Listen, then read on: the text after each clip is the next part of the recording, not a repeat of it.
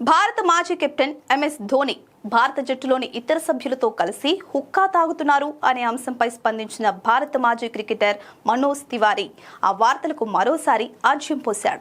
మాజీ ఆల్రౌండర్ ఇర్ఫాన్ పఠాన్ గతంలో చేసిన వాదనలకు అనుగుణంగా జట్టులోని కొంతమంది క్రికెటర్లు ముఖ్యంగా ధోనికి సన్నిహితులు హుక్కా సెషన్లలో తనతో చేరుతారని తివారీ పేర్కొన్నారు. ఈ కార్యకలాపాలను తాను దగ్గర నుండి చూశానని చెప్పిన తివారీ కెప్టెన్ కు దగ్గరగా ఉండటానికి కొంతమంది ఆటగాళ్లు చేసే వెన్న గురించి కూడా సూచించాడు.